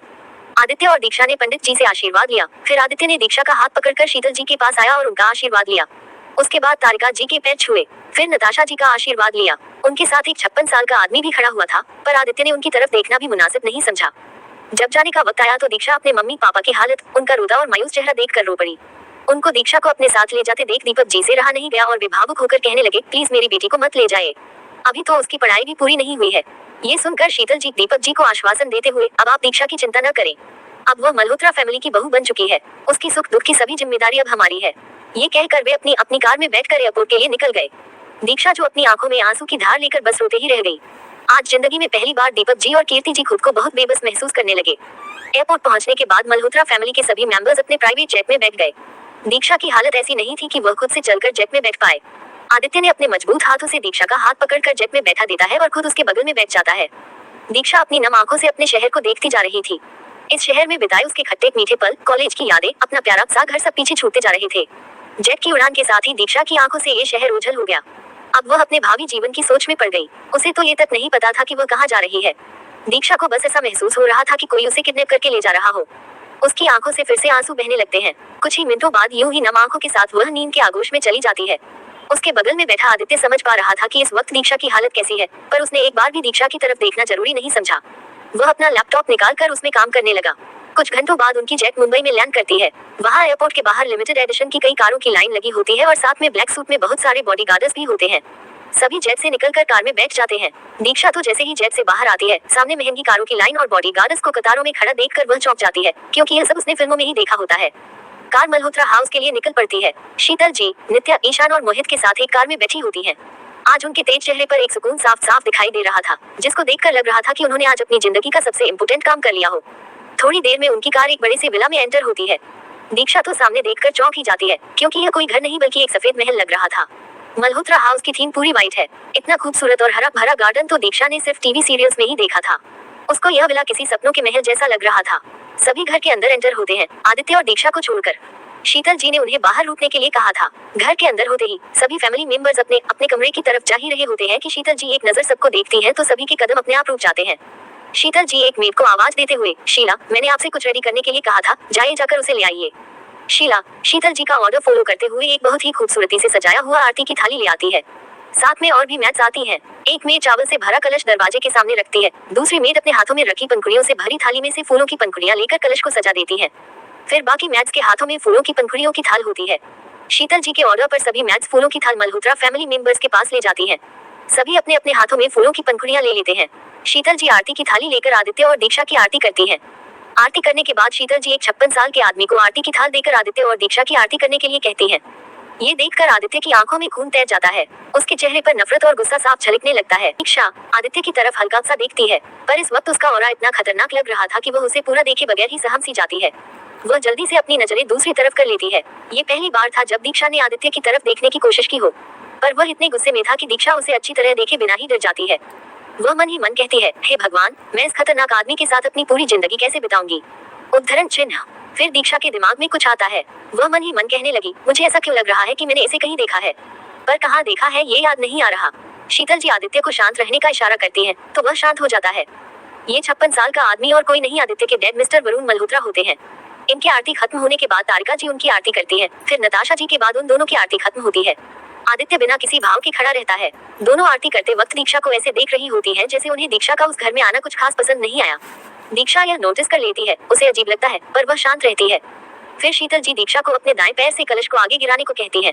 दीक्षा ठीक वैसा ही करती है। फिर सभी मैट्स और बाकी फैमिली मेंबर्स उन पर फूलों की पंखुड़ियों की बारिश करने लगते हैं। फिर दीक्षा कुमकुम की थाल में पैर रखते हुए घर के अंदर आती है। अंदर आते ही दीक्षा का ध्यान घर की खूबसूरती पर चला जाता है। अंदर का इंटीरियर इतना खूबसूरत था कि बस देखने वाला देखता ही रह जाए। एक एक चीज को बड़े ही सलीके से सजाया गया था। घर तो किसी 5 स्टार होटल की तरह चमक रहा था। दीक्षा मन ही मन कहती है, ये घर है या कोई महल। उद्धरण चिन्ह। घर तो पहले से ही इतना खूबसूरत था और ऊपर से इस पर खूबसूरत सजावट भी हो रखी थी। शीतल जी ने घर के सभी सर्वेंट्स को ऑर्डर दे रखा था कि उनके आने से पहले घर की अच्छी तरह सजावट हो जानी चाहिए, और हुआ भी ऐसा ही। घर आज किसी दुल्हन की तरह सुंदर लग रहा था। गृह प्रवेश के बाद सभी अपने अपने कमरे की तरफ जाने लगे। शीतल जी ने जब आदित्य को घर से बाहर जाते देखा तो पूछ बैठी, आदि बेटा, आप कहाँ जा रहे हैं। आदित्य अपने चेहरे पर बिना किसी भाव के, कुछ इम्पोर्टेंट काम है, बस उसे करने जा रहा हूँ। इससे पहले कि शीतल जी कुछ कह पाती, आदित्य घर से तुरंत निकल गया। ये देखकर शीतल जी एक गहरी सांस लेकर, बेटा, हम जानते हैं आप इस शादी से दूर भागने की कोशिश कर रहे हैं। हमने अपनी जिंदगी में बहुत सारे फैसले लिए, कुछ वक्त के साथ सही साबित हुए और कुछ गलत भी, पर हमारा आपकी शादी इस लड़की से कराने का फैसला वो गलती होगी जिसका हमें कभी अफसोस नहीं होगा। आदि बेटा, भले ही हमने यह फैसला आपके खिलाफ जाकर लिया हो, पर एक दिन आप भी समझ जाएंगे कि यह आपकी जिंदगी का सबसे खूबसूरत हिस्सा बन जाएगा। फिर वह दीक्षा की तरफ देखती हैं, जो अभी भी वहीं खड़ी रहती है। नित्या भी उसके बगल में खड़ी रहती है। नित्या दीक्षा के सामने अपने चेहरे पर मुस्कान लिए हुए, वेलकम होम भाभी। दीक्षा को नित्या का मासूम सा चेहरा बड़ा प्यारा लगा। वह उसे हक करके थैंक यू बोलती है। शीतल जी नित्या की तरफ देखकर, नित्या बेटा, जाइए जाकर अपनी भाभी का कमरा दिखाए। नित्या, ओके दादी माँ। उद्धरण चिन्ह। ये कहकर नित्या दीक्षा को लेकर ऊपर सीढ़ियों से होते हुए आदित्य के कमरे में आ जाती है। दीक्षा जैसे ही रूम में एंटर होती है, उसका मुंह फिर से खुला का खुला रह जाता है, क्योंकि यह कमरा तो उसके ड्रीम बेडरूम की तरह था। पूरे कमरे की थीम वाइट थी। रूम के बीच में दीवार से लगा हुआ एक बड़ा सा बेड था, जो दिखने में बिल्कुल रुई का बादल लग रहा था। बेड के सामने एक कांच की वॉल थी, जिस पर से बाहर का खूबसूरत नजारा आराम से देखा जा सकता था। सामने रूम से अटैच्ड एक बालकनी थी, और रूम से ही अटैच्ड एक स्टडी रूम भी था। कमरे में एक बड़ा सा ड्रेसिंग मिरर भी था। दीक्षा को उस कमरे को यूं निहारते देख नित्या, भाभी, अब ये आपका कमरा है। फिर वह कुछ सोचते हुए अपना सिर पीटने लगती है। उसे ऐसा करते देख दीक्षा अपनी स्वीट वॉइस में, क्या हुआ तुम्हें। नित्या, बातों ही बातों में मैं तो आपको अपना इंट्रो देना ही भूल गई। भाभी, मैं नित्या हूँ, आदित्य भाई की छोटी बहन। दीक्षा नित्या की तरफ देखकर, तुमसे मिलकर अच्छा लगा नित्या। ये सुनकर नित्या के चेहरे पर एक क्यूट सी स्माइल आ जाती है। फिर कुछ सोचकर वह कहती है, वैसे भाभी और 2 महारथी भी आपसे मिलने के लिए बेकरार थे, पर मुझे लगता है वो अभी घोड़े बेचकर सो रहे होंगे। ये कहकर नित्या हंसने लगती है। उसकी यह प्यारी हंसी देखकर दीक्षा के चेहरे पर भी एक मीठी मुस्कान आ जाती है। नित्या, भाभी आप बहुत थक गई होंगी, मैं चलती हूँ, अब आप रेस्ट कीजिए। दीक्षा हाँ में सिर हिलाती है और नित्या वहाँ से चली जाती है। नित्या के जाने के बाद दीक्षा एक गहरी सांस लेती है। फिर बेड पर आराम से बैठ जाती है और गृह प्रवेश के समय का नजारा इमेजिन करते हुए मन ही मन कहती है, दीक्षा, कहाँ फंस गई तू। घर जितना खूबसूरत है, घर के लोग उतने ही अजीब हैं। उद्धरण चिन्ह। फिर वह अपने चेहरे पर गुस्से के एक्सप्रेशन लिए हुए, और वो लड़का पता नहीं कब से मुझे सिर से लेकर पैर तक घूरे जा रहा था, जैसे कि उसने कभी कोई लड़की ही नहीं देखी हो।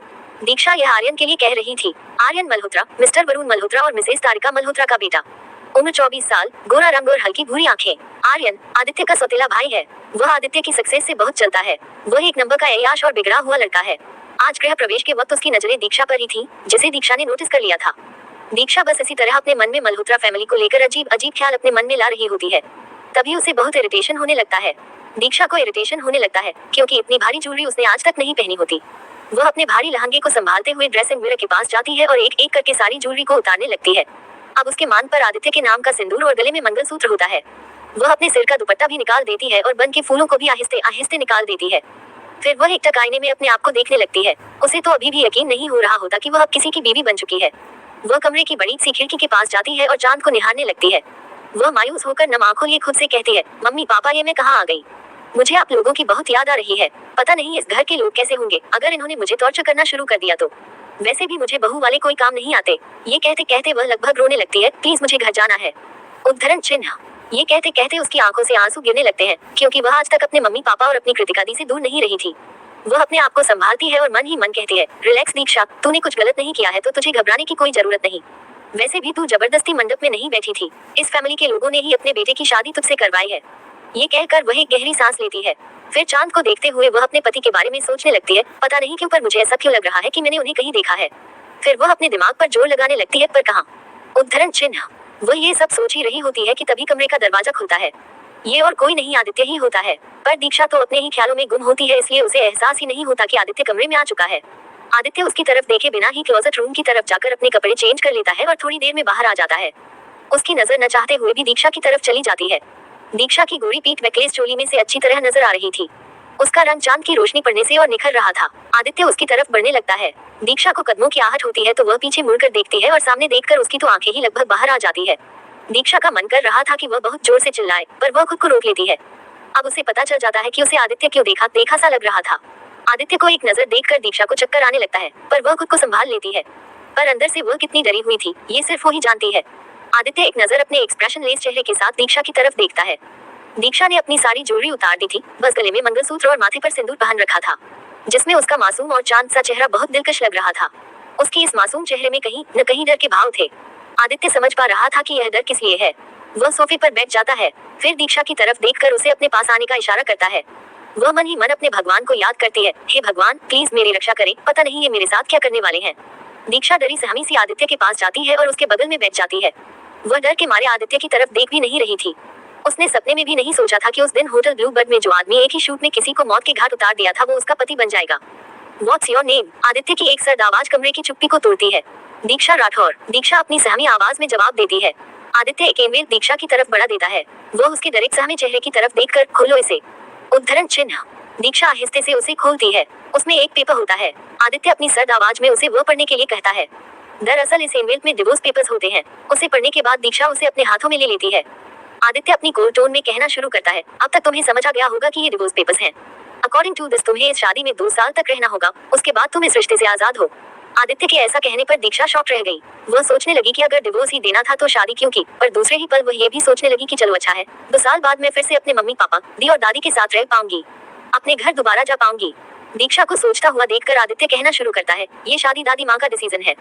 मेरी इस शादी में कोई इंटरेस्ट नहीं है, इसलिए तुम्हें मेरी वाइफ बनने की कोई जरूरत नहीं। हम सिर्फ दुनिया के सामने पति पत्नी हैं, पर घर के अंदर हमारा कोई रिश्ता नहीं है। इन पेपर्स पर साइन कर दो। डिवोर्स के बदले में तुम्हें जितने पैसे, जितनी प्रॉपर्टी चाहिए, तुम्हें वो सब मिल जाएंगे। पर ध्यान रहे इस डिवोर्स के बारे में दादी माँ या घर के किसी भी मेंबर को कानो कान खबर नहीं होनी चाहिए। फिर दीक्षा की तरफ एक डेविल लुक देकर, वरना तुम अच्छी तरह जानती हो कि मैं क्या कर सकता हूँ। आदित्य का इतना कहना था कि दीक्षा को होटल ब्लू बर्ड का वह नजारा याद आने लगता है जहाँ गलती से उसने आदित्य का डेविल रूप देख लिया था। वह एक बार फिर से कांप जाती है। वह अपने डरे सहमे चेहरे के साथ हाँ में सिर हिलाती है। फिर डिवोर्स पेपर्स पर साइन कर देती है और उसे आदित्य की तरफ बढ़ाते हुए कहती है, मुझे कुछ नहीं चाहिए। आदित्य दीक्षा के मासूम चेहरे की तरफ देखने लगता है। उसे उम्मीद नहीं थी कि वह इतनी आसानी से इन पेपर्स पर साइन कर देगी और उसे दीक्षा से ऐसे जवाब की भी बिल्कुल उम्मीद नहीं थी। वह अपनी नजरें नीचे किए हुए कहती है, मुझे वॉशरूम जाना है। ये कहकर वह अपने भारी लहंगे को संभालते हुए वॉशरूम की तरफ जाने लगती है। आदित्य तो बस उसे देखता ही रह जाता है। आदित्य एक गहरी सांस लेता है और मन ही मन कहता है, क्या कहा इस लड़की ने, उसे कुछ नहीं चाहिए। क्या ये पागल है या इसे ये नहीं पता कि मैं कौन हूँ। वह ये सब सोच ही रहा होता है कि दीक्षा बाथरूम से बाहर निकलने के लिए जैसे ही होती है, उसका लहंगा दरवाजे में फंस जाता है। वह उसे निकालने की बहुत कोशिश करती है, पर वह नाकाम रहती है। लहंगे को देखकर दीक्षा मन ही मन कहती है, क्या आफत है ये। आदित्य दीक्षा को स्ट्रगल करते हुए देख रहा था। वह आहिस्ते से सोफे पर से उठकर बाथरूम की तरफ जाने लगा और उसने एक झटके में उसका लहंगा दरवाजे से निकाल दिया। वह जैसे ही वहां से जाने को हुई तभी उसने दीवार में कुछ ऐसा देख लिया कि वह चिल्ला उठी और आदित्य को जोर से पकड़ लिया। आदित्य को दीक्षा से उम्मीद नहीं थी कि वह ऐसा कुछ करेगी। दीक्षा की इस हरकत पर आदित्य उसे डांट कर चुप कराते हुए कहता है, अरे चुप, चिल्ला क्यों रही हो। इस पर दीक्षा छिपकली, वहाँ दीवार पर छिपकली है। दीक्षा अभी भी आदित्य को पकड़े हुई थी। वह दीवार की तरफ देखता है तो वहाँ सच में छिपकली होती है। दीक्षा अपनी आंखें कसकर बंद किए हुए आदित्य को पकड़े हुई थी। उसका मासूम सा चेहरा बहुत ही क्यूट नजर आ रहा होता है। आदित्य एक पल उसे देखता ही रह जाता है। उसका बहुत मन कर रहा था कि दीक्षा के चेहरे पर आ रहे बालों को पीछे करके उस चेहरे का दीदार करे, पर वह खुद को रोक लेता है। थोड़ी देर बाद दीक्षा आदित्य से अलग होती है। उसे खुद की हरकत पर शर्मा रही होती है। आदित्य बिना किसी भाव के उसके चेहरे को देखता है, फिर बेड में सोने चला जाता है। दीक्षा बुत बनकर थोड़ी देर यूं ही खड़ी रहती है, फिर बेड के दूसरी तरफ आकर बिल्कुल कोने में सिमट कर सो जाती है। वैसे तो आदित्य का बेड बहुत बड़ा था, पर दोनों बेड के किनारों में सोए हुए थे। बीच में इतनी जगह थी कि और 5 आराम से सो सकते थे। भारी लहंगे की वजह से दीक्षा को इरिटेशन होने लगा था, जिसकी वजह से उसे नींद भी नहीं आ रही थी। वह मन ही मन अपनी किस्मत को कोसते में लगी हुई थी। पूरी दुनिया में तुझे यही मिला था शादी करने के लिए, इससे अच्छा तो मैं बुआ जी के बेटे से ही शादी कर लेती। हाँ, दिखने में चंपुक सा है, पर रोज रोज ऐसे डरावने नजारे देखने से तो बच जाती। हे भगवान, अब गलती से भी इनकी दादी माँ को हमारे डिवोर्स कॉन्ट्रैक्ट के बारे में पता नहीं चलनी चाहिए, नहीं तो मैं अपने मम्मी पापा से सीधा ऊपर ही मिल पाऊंगी। पता नहीं 2 साल में इन्हें कैसे झेल पाऊंगी। इन्हें आंख उठाकर देखने में ही मेरी हालत खराब हो जाती है। फिर कुछ सोचकर वह फिर से मन ही मन कहना शुरू कर देती है, चलो एक तरह से अच्छा ही हुआ कि इन्होंने खुद ही क्लियर कर दिया कि हमें पति पत्नी की तरह रहने की कोई जरूरत नहीं है। मैंने तो सुन रखा है कि ये अमीर जादे लड़कियों के साथ अपनी सारी हसरतें पूरी करके उन्हें अपनी जिंदगी से निकाल फेंकते हैं, पर इनकी बातें सुनकर लगता है कि मुझे इस मामले में इनसे डरने की कोई जरूरत नहीं है। अब पता नहीं कल का दिन कैसा रहने वाला है। ये कहकर वह अपनी तरफ पीट करके सो रहे आदित्य की तरफ देखती है। आदित्य, जिसकी आंखों में नींद नहीं थी, वह दीक्षा के बारे में ही सोचे जा रहा था। जैसे ही उसे अपने ऊपर किसी की नजर महसूस होती है तो वह मुड़कर देखता है। दीक्षा झट से अपना मुंह दूसरी तरफ कर लेती है। वह खुद को डांटते हुए कहती है, ओफो दीक्षा, क्या कर रही है। किसी को ऐसे छिप छिप कर देखना अच्छी बात नहीं है। वैसे भी अगर वह इनकी तरह डेविल हो तो बिल्कुल भी नहीं। इन्हें कब किस पर गुस्सा आ जाए यह नहीं कहा जा सकता, इसलिए तू इनसे जितना ज्यादा दूर रह सकती है दूर ही रह। ये कहकर वह चुपचाप अपनी आंखें बंद कर लेती है। थकावट की वजह से उसे 10 मिनट में ही नींद आ जाती है। नताशा जी का कमरा। तारिका जी बेड पर बैठकर किसी गहरी सोच में डूबी हुई थी। उनके सामने नताशा जी खड़ी थी। नताशा जी कमरे की चुप्पी तोड़ते हुए, भाभी, आखिर हुआ भी जिसका हमें डर था। हो गई आदित्य की शादी, अब हमारा कुछ नहीं हो सकता। ये कहकर नताशा जी अपनी फूटी किस्मत को कोसने लगती हैं। इस पर तारिका जी, रिलैक्स नताशा, इतनी आसानी से वो हमसे सब कुछ नहीं छीन सकती। नताशा जी तारिका जी के चेहरे की तरफ देखते हुए, भाभी आप क्या कहना चाहती हैं, साफ साफ कहिए। इस पर तारिका जी, नताशा लगता है तुमने गौर नहीं किया, यह शादी मॉम के कहने पर हुई है और इसका मतलब ये भी है कि आदित्य ने मॉम की सिलेक्ट की हुई लड़की से शादी की है। आई एम श्योर कि वह अपनी मर्जी से तो यह शादी नहीं करना चाह रहा होगा। नताशा, अब हमें करना ये होगा कि उस लड़की के बारे में पता लगाना होगा, फिर उसे आदित्य की जिंदगी से निकाल फेंकने की प्लानिंग करनी होगी, और अगर इससे भी बात नहीं बनी तो तारिका को अच्छी तरह पता है कि उसे क्या करना है। ये कहकर तारिका जी नताशा जी की तरफ देखकर डेविल स्माइल करने लगी। शीतल जी का कमरा। आज शीतल जी की आंखों में भी नींद नहीं थी, इसलिए नहीं कि वे किसी चिंता में थी, बल्कि इसलिए कि उन्हें एक खुशी मिल रही थी, उन्हें एक सुकून मिल रहा था। वह अपने पति वीरेंद्र जी की दीवार पर लगी बड़ी सी तस्वीर की तरफ देखकर कहती है, वीरेंद्र जी, आज हमने आपकी इच्छा पूरी कर दी। हमने आपकी वीणा को इस घर में ले आया। हमें पता है कि आपके पोते को इस शादी में, इस रिश्ते में कोई दिलचस्पी नहीं है, पर हम ये भी जानते हैं कि एक दिन वो खुद उसे अपने दिल में बसाएगा। उसे एक पल देखे बिना चैन नहीं आएगा। उसके बिना वह जीना नहीं चाहेगा। कल का सूरज मल्होत्रा हाउस में एक नया सवेरा लेकर आएगा। कई चेहरों को इन दोनों का पति पत्नी का रिश्ता रास नहीं आएगा। वे इनके रिश्ते को तोड़ने की भी कोशिश करेंगे, पर हम चाहते हैं कि वे दोनों एक दूसरे के जीवन साथी बनकर एक दूसरे का साथ निभाएं, एक दूसरे का हाथ थामे। हमें पूरा विश्वास है कि ये एक दिन होकर रहेगा। राठौर हाउस। दीपक जी और कीर्ति जी अपनी नम आंखों के साथ अपने घर पहुंच गए। घर पहुंचते ही कृतिका, जो कि अपनी प्यारी बहन दीक्षा का बेसब्री से इंतजार कर रही होती है, वह अपने मम्मी पापा के साथ दीक्षा को न देखकर परेशान हो जाती है। वह दीपक जी की तरफ देखकर बोली, पापा, दीक्षा कहाँ रह गई। उद्धरण चिन्ह। पर दीपक जी के पास इस सवाल का कोई जवाब नहीं होता है। दीपक जी को यूं चुप और मायूस देखकर कृतिका की टेंशन बढ़ने लगती है।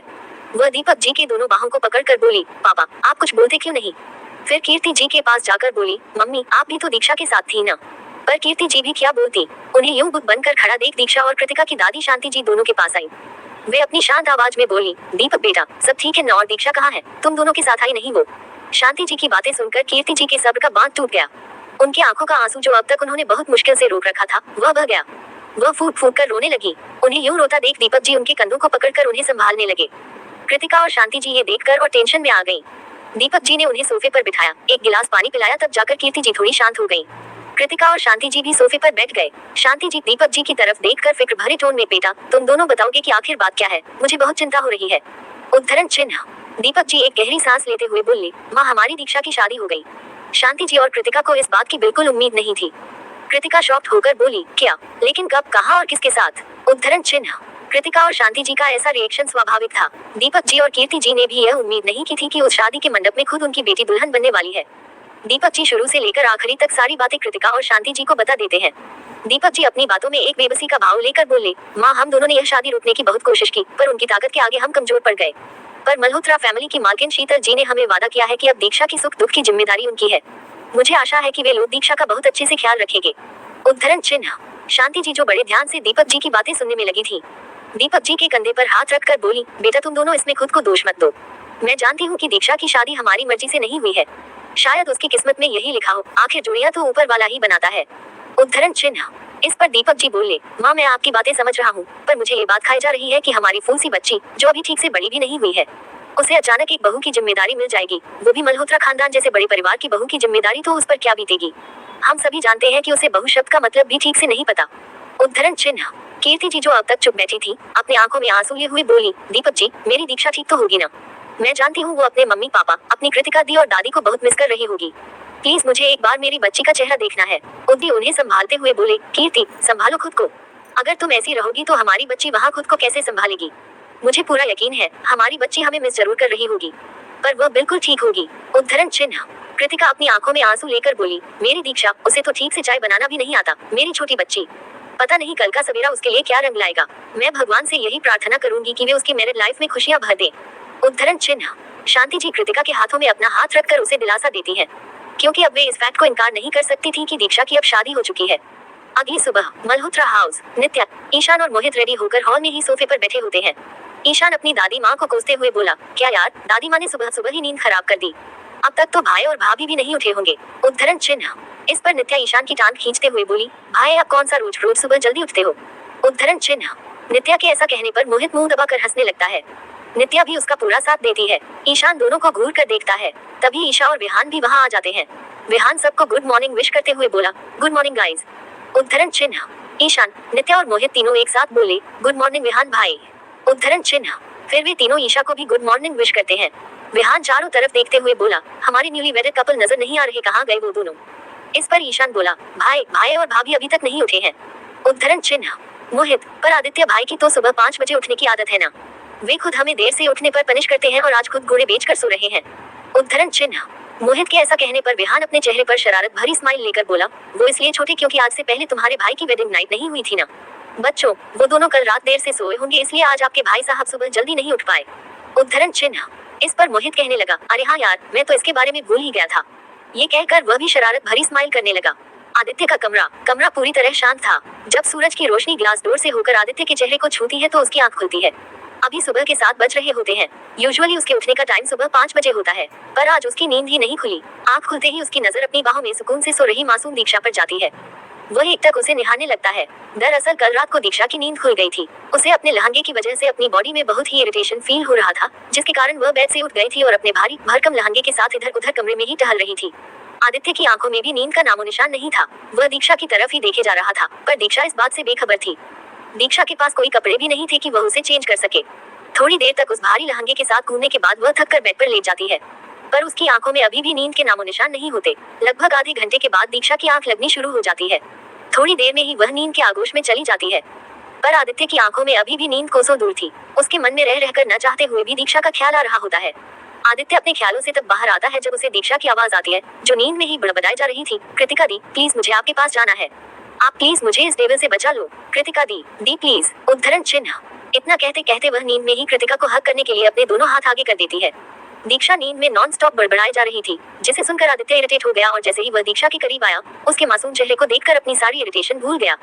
उसने दीक्षा के साइड वाली लैंप को जलाया और उसके चांद से मासूम चेहरे को एकटक निहारने लगा। न चाहते हुए भी उसके हाथ यकायक दीक्षा के चेहरे पर चले गए। वह इतने प्यार से उसे छू रहा था कि वो कोई कांच की गुड़िया हो और उसे छूने भर से ही वह बिखर जाए। फिर उसके हाथ दीक्षा के सिर पर चले गए और आहिस्ता आहिस्ता उसे सहलाने लगे, जिससे दीक्षा को नींद में ही एक सुकून मिला। उसे कृतिका के पास रहकर जो फीलिंग आती थी, वही फीलिंग अभी आ रही थी।